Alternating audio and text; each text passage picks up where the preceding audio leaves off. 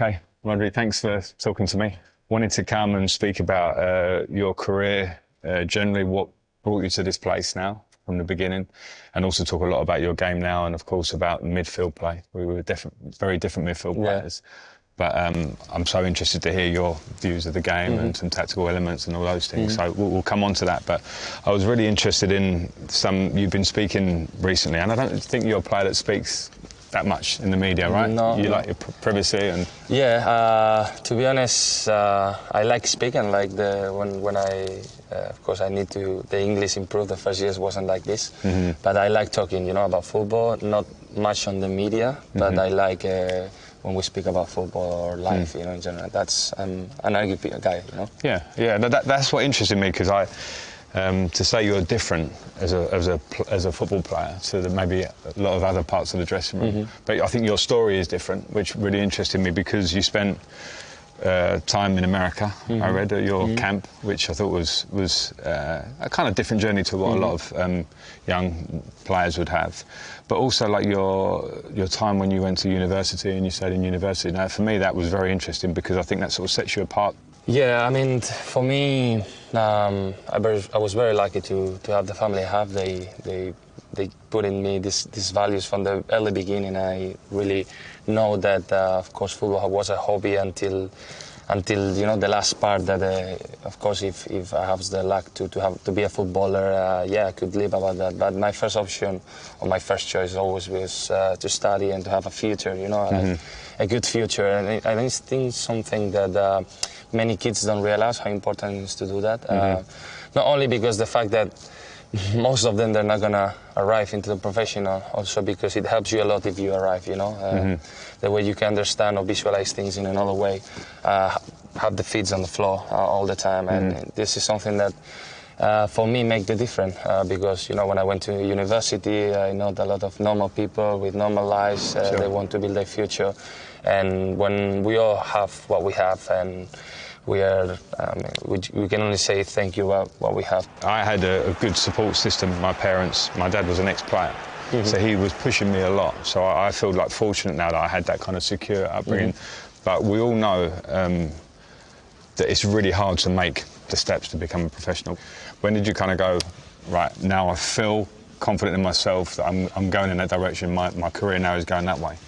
Well, I mean, I always followed this dream, to be honest. I know that I have to study, but I always have in mind that my life was about football, and I want to do this, because I saw the guys playing football. I was like, I feel alive when I play football, so I want to do that. So that's why, as you can know, because you've been also great, you sacrifice many things. Maybe the teenage, maybe a bit of that part. You sacrifice many things. And it's something great, no? Because you cannot achieve things without sacrificing things. Right. So, basically, from the early moments, but when you arrive into 16, 17, I would say the same. I think it's important what you do, but until this age, you don't really know, because it depends on your physicality, it depends on your develop and many things. So, this age, I remember I moved to Villarreal. They trust on me. I came out of Atletico. And those was my first steps on the professional, in the second division, first division. And in that moment, it was naturally. Were you always of this style that we associate with you now, when you were younger?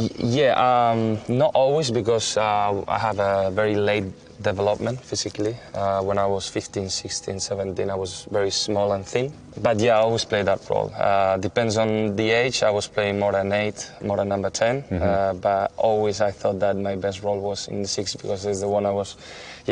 I'm here. I'm fit this because my conditions, because the way I understand football, because I'm not a fast player, because many things, You're not slow though, right? I'm not slow, but maybe you do.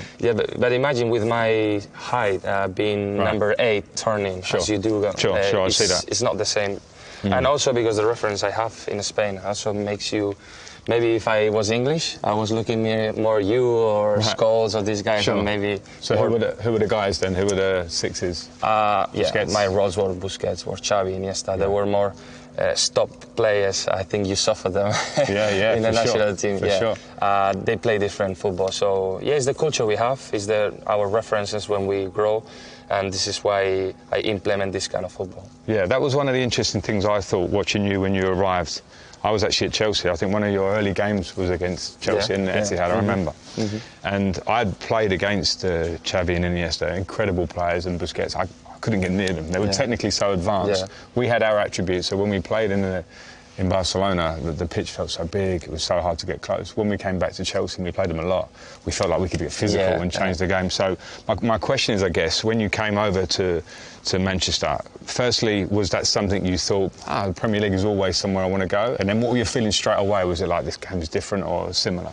Many things. I mean, I agree with you in the sense that we play in a way that maybe you need the pitch big or make the pitch big. That's why we, when with Pep on with the Spanish style, we need to make spaces, because if you make the pitch small, maybe the physicality came in and it's more difficult, to do what you do.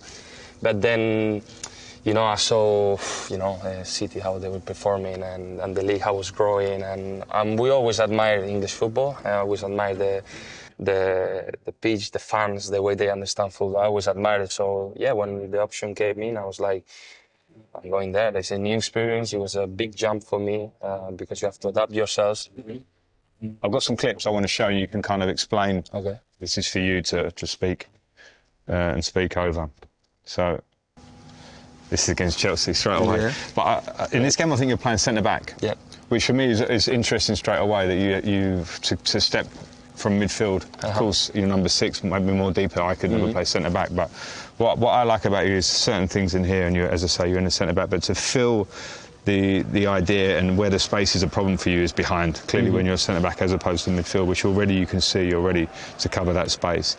Is that just a natural instinct for you? Yeah, it's a natural instinct. I agree with you that many players think that duels, battles are the most important thing. But if you are 1 second early, and you think 1 second earlier than the others, maybe you can arrive in the ball like this one. This one, I'm not faster than the guy that's running, but I just got to run 1 second early because I thought that the ball is going to be there. And go there. I remember this game I play. Pep talked to me. It's like, can we do this? Can we put a centre back? And then when we have the ball, let's move into midfielder. Right. Is what we're doing now with the centre back. Sure. The next clip is really interesting. It's a cross. So as a number 6, I always think. And I thought as a player, and I made mistakes at times, but when you're in this position here, so you're a lot of midfield players, I think when you're that deep can think, I need to go back and cover the cross. Right, But clearly you've got the centre-backs, their job maybe is to do that. In particular, this I laugh because it's something that I have a lot of coaches all the time. Penalty spot. Right. And we have many situations that, for example, let's say the ball is going forward and you have to defend and you are in the line with the ball. You always have to be a bit back in the line. So you're coming back and you feel like, nothing's going to happen because you're in the line of the ball. No, you have to go even faster than the guy and arrive in that spot. Penalty spot all the time. I've been like lots of years. Penalty spot, when the ball goes into the area, penalty spot, arrive. I think when you have those skills, which you have the same, it's almost like you pretend that you haven't seen it. You're like, and then you just take the ball, which is exactly that clip. I have one more in terms of defensive, and this is more of a dual situation. The beauty of this one is not that you just push over to go off the ball, use your body strength and then turn away, but it's that moment, the pass. And for me, that's the difference when we talk about players of your level. Now you've elevated yourself to, for me, the best midfield player in the world. But you can do this contest and this duel. But after that, again, you don't. You're a high-level team at Arsenal who will always be ready to counter-press. You're ready to take another second and find a pass. Is that confidence in yourself, confidence where you feel you have in your team or your coach, or? Individually or particularly, I think that with the ball, you cannot be, let's say, pass just because pass. The pass has to have a meaning. And for me, the most difficult pass, or the pass that is more or the better for the team, is the one who breaks the lines. So when you see us playing normal passes, it's not because we are boring and we are passing. We are making the other players distract or moving, so then we can find inside. Right. So this pass is, I regain the ball, I could pass an easy ball, so the centre back can clean it.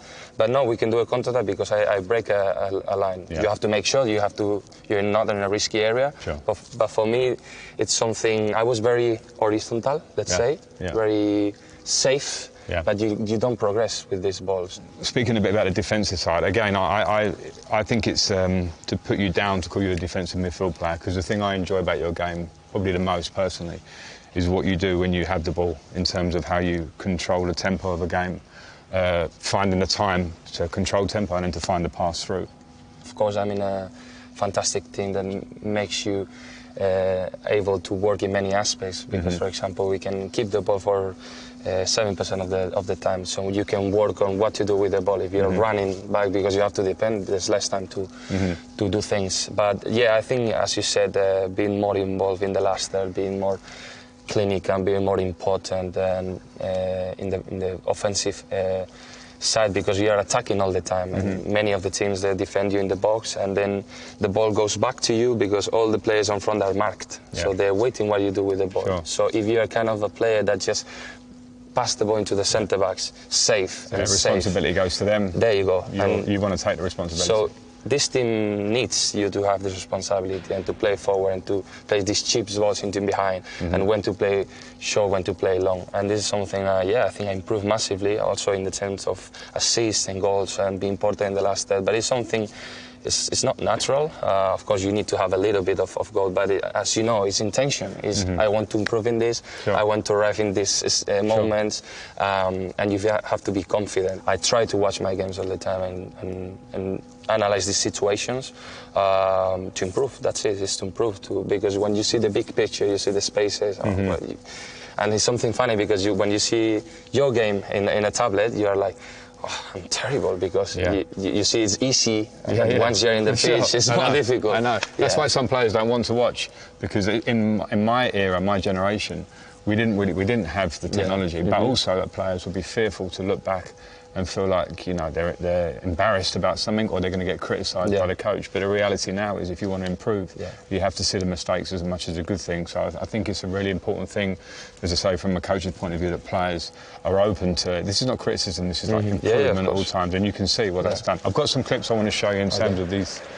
This is for your passing. The first two clips I would actually say, are normal passes for you. Maybe not for everybody else, but they're pretty normal passes. So I think it's more about your weight of pass and your understanding of where the movements are coming from, but they're still high level passes. These kind of passes where you know Kyle Walker's running, and it's more about the weight and getting the ball there pretty quickly, flat. So I think that's fantastic. Yeah, there's a big part on the understanding of each other, knowing the characteristics. Of course, you were talking to me about Kyle, his strength, he can go in behind.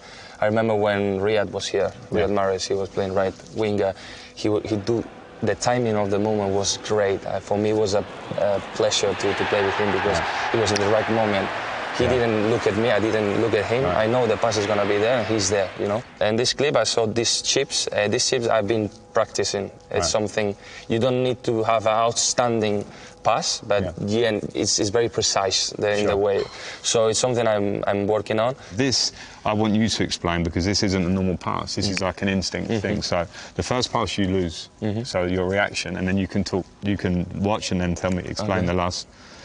Yeah, I mean, it's seconds. It's a matter of seconds, visualizing, knowing, in this case, the kind of striker you're playing. Of course, maybe Julian is playing.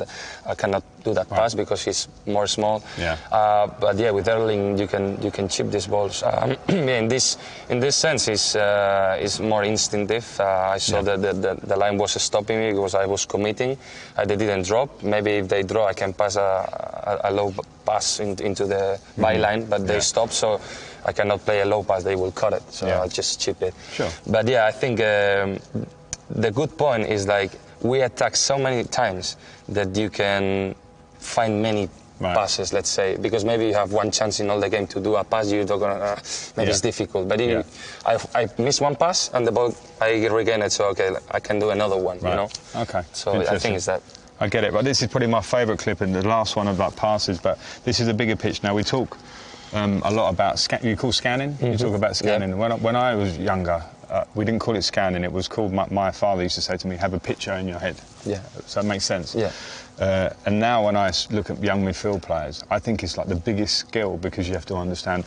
I don't want to tell you because you do it here, but you look in this clip like 3-4 times in different areas where you're turning your head. So I'll just show you it, and It's a nice clip. So first you look forward, you played a bounce pass, maybe just to wait to find the right space. Now you've looked out at Kyle Walker. Then it comes to Kyle. And then now you're checking, I'm guessing maybe where the pressure's coming from. And then now all of a sudden you're just progressing through the lines, and now you look forward and now you see the space. So from there, all of a sudden you're making that pass.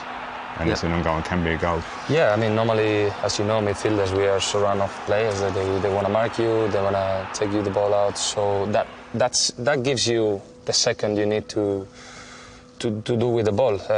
Many times, I think it's very important that the holding midfielder to be always on the back position of the strikers, not on the same. I think that one of the biggest mistakes midfielders does is in the same line of the strikers, or wanting the ball behind them. So yeah, always in the back. So if, for example, you're putting in your back, it's difficult for you to analyze. So and you affect me so much. So sometimes even the movement affects me. And normally the strikers are the guys that lazy about that. They want to do it. So that's why always I get in the back. And the dangerous ones are the midfields that are coming for you. So that's why you always have to look. But it's just to gain that second, what to do with the ball. Talking about the development of your game and now arriving higher up the pitch. When you get higher up the pitch, obviously the spaces become closer and the pressure is more. So I just have a few clips in turn. We called it like ball control. This one I saw. I was like, it? Who is this player? Not me. It's not me. You're happy I chose this bit, right? There you go. Okay. So the first touch is obviously perfect, but then this stuff. Yeah, this one is the striker mentality back in the school. I love it though, but this is something you've always been capable of, but now you're more confident, you're doing it higher. And yeah, I mean, I have skills too. I'm not like a kind of midfielder, let's say, very static, or I always have this able to manage good the ball. The thing is, like in football, it's so professionalized that you have to pass. But when you are in this moment that you have to, you're alone, surrounded of players, and you have to make something, then your nature talent comes into. And as you can know, in these situations is when you don't think, you just do. And whatever you feel in that moment, make a make or trying to bicycle or whatever. That's why I admire so much the players like you that plays in that parts of the area that's so congested and they're so decisive. But you're showing that you can do that also. When you can do it, yeah. Less times, but I can speak with Pep, but I think he's not going to be happy if he doesn't want. Tell him I said you should be there more. Rodri! Well, you just don't save those. Rodri, who stepped forward here. Does he not stop that? What we have done the recent years without him would have been difficult. Okay, I want to talk to you about goals to finish. I think we spoke quite a lot about how your game's developed, but also the important goals you've scored for City. Yeah, so some clips of you and learn a little bit. I spent a lot of time up here. It was easy for me. I'm really impressed. Firstly, Tenny, I don't want to talk. You can tell me, but what I like about this clip, and I think you'll know the goal clearly, but. Are you coaching this Everton? No, this one. We didn't leave the space for you. Okay. No. But what I like about this clip, and it reminds me, you scored obviously the most important goal in this club's history by arriving late into the box. I don't know what you think. I'd rather when a ball comes to you rather than, having one touch and shoot. I think for me it's easier because you have more strength to shoot. Sure. Yeah. But I think that's as we talked before. These areas they don't protect it. They over protect the area. I watched this game. I remember watching this game. This one I remember perfectly. I was desperate. I was asking the ball. Kyle, give him the ball. As you can see in the image. Give him the ball. He didn't give me the ball to you. You wanted it on your right foot, right? Yeah, there you go. And then I saw Phil. He did a bad touch. It was, the ball is just for me. So I hit it first time and it was goal. This goal I really like, the next goal. And I want you to explain it for me. Wow, this day. You remember this goal? You're sure you remember this goal? Because of the importance of the game. Yeah, I think I said it in other interviews. This day was incredible. What we live, 2-0 down. Everything seems to be against us, and the speech of the halftime, everything. And I remember this day the changes make the difference. Sterling, Gundogan, he came in. So we kind of scored the first goal with Gundo. So we start like, okay, let's do it. We have to go. And it was like 3 minutes after this, the ball came into me. Zinchenko asked the same. They all drove because they were scared of the cross. So the first thing I thought is like, okay, it's a difficult ball because I'm right foot, it's coming that direction. If I hit it with the left, difficult. So my first choice was to the second post. So opening the right leg in the second post. I was like, very different, not difficult to do this. So then I said, okay, Tony cross pass into the first post. Strong ball, and let's see what happens. And the beauty is you've explained to me like 3 or 4 different thought processes in like a second. No. You know what I mean? And By the time he was dribbling and I saw him, I know the ball is gonna come to me. What I'm doing. So the ball goes to me, I was like, second post. I was like, no, it's too difficult. Boom, first post. Okay, so talking about goal scoring, everything we've gone through your game, hopefully, to a point. Now, where you're at and the year that you've had, obviously for your country in the summer, congratulations. Thank you. Player of the tournament. And I watched it, played amazingly, what I expect from you. But also what I think, with awards like Ballon d'Or, I think they should be, they're for the year, but sometimes there's an argument of the culmination of your work. You've won the City 4 years, you've been central to that for all that time, and then this season you've won the Premier League again. As I say, you won the Euros. Defensive, deep midfield players don't generally win those awards. How do you feel? How much would you love? I'm sure you love to win the award, but in terms of in your role as a Spanish player, who I think in 1960 was the last Spanish player. The only player we won. This is incredible. I'm thinking Xavi, Iniesta, everybody like how it didn't happen, but I guess Messi and Ronaldo have got a reason for that. Well, I mean, imagine for me, speaking these days with my family of where we are right now. I mean, they're talking about me, about winning the Ballon d'Or, being in the conversation.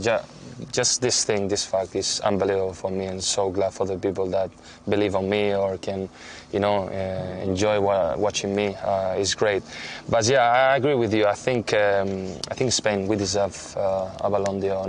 I don't care about me. I just say in general we deserve one Ballon d'Or because we've been an incredible country. Many years, the players we manage, the way we play, the football we create, I think we deserve it. But on the other hand, I'm so glad of everything that can happen. I hope I can win it. I hope, for example, Carvajal, he won everything. I mean, great also. But I understand how it works. I understand that there is a lot of the goals are the most important things. The kids love who score goals. But I'm really happy that I find a lot of people that can enjoy the role of a midfielder or a centre back, or because they're also important for the game. Sure. And they can win tournaments and they can win these kind of things. So very proud of what I've done, to develop, and let's see what they say. Being in the conversation for me is great. Fingers crossed. I'm on your side. I really hope that you get it. I think it'd be great for you, great for Spain, great for City. As the club deserves to have a player like yourself win that award. So I'm hoping for that. Yeah, I always said the same. For me, individuals awards always is good, but I play football for winning collectively, and this is a consequence of the work and what they see on you. Whatever it says is gonna be fine. Just being in this ceremony is great. Right. Let's see. I have huge respect for the other players. They deserve also. Let's see. Okay. Well, good luck. Thank you Thank for you very walking me much. through your game. It's been a real pleasure. Thank you. Thank you, Rodri. Thank you. Good man. Thanks a lot. Thank you.